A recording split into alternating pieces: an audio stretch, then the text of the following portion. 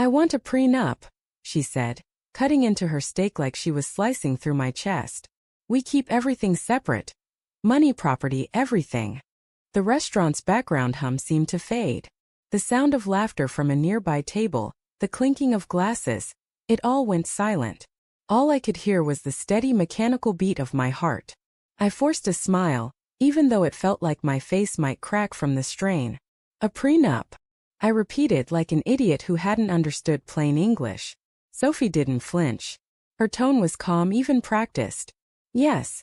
I just think it's smart. You know, just in case. Just in case.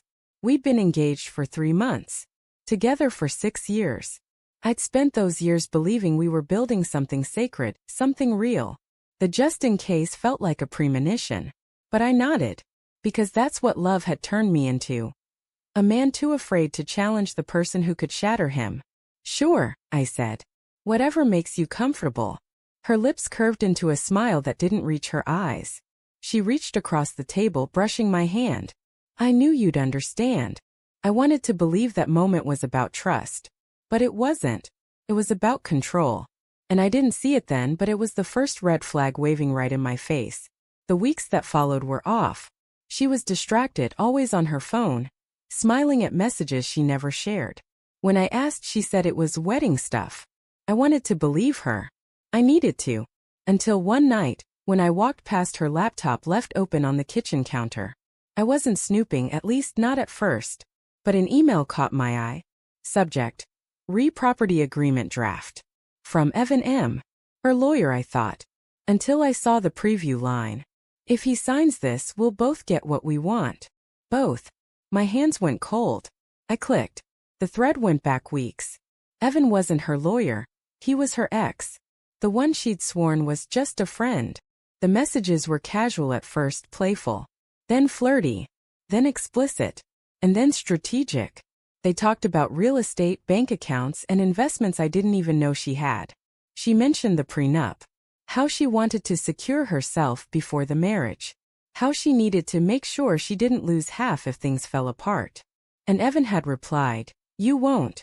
Once it's signed, we'll figure out how to make this work for us." For us. I remember standing there, my hands trembling over the keyboard, reading words that made my stomach twist. The person I was going to marry had not only stopped loving me, she'd planned an escape route before the vows were even spoken. I didn't say anything that night. I just sat in the dark staring at her when she came home. She smiled at me, kissed my cheek, and poured herself a glass of wine like nothing was wrong. And maybe to her nothing was.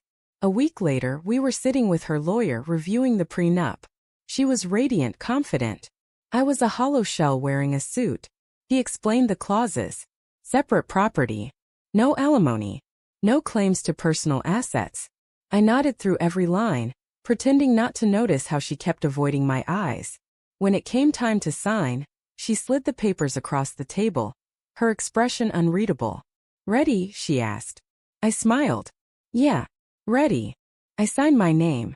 Slowly. Carefully. And then I handed her the pen. She signed too, oblivious to the fact that I had already been to my own lawyer. I'd had him review her draft, and then quietly file my own.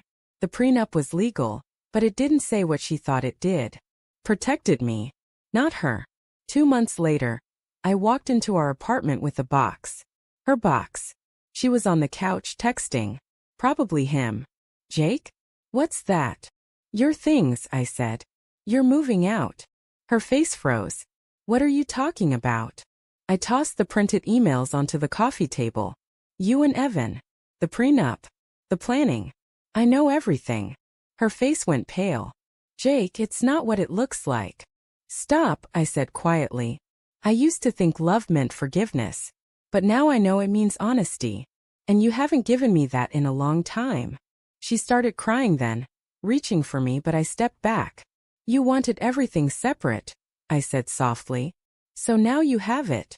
I left her sitting there, crying into her hands, the ring still on her finger. Outside, the evening air was cold, biting. But for the first time in months I could breathe. Love hadn't failed me. Trust had. And sometimes losing someone isn't the tragedy. It's the mercy you didn't know you needed.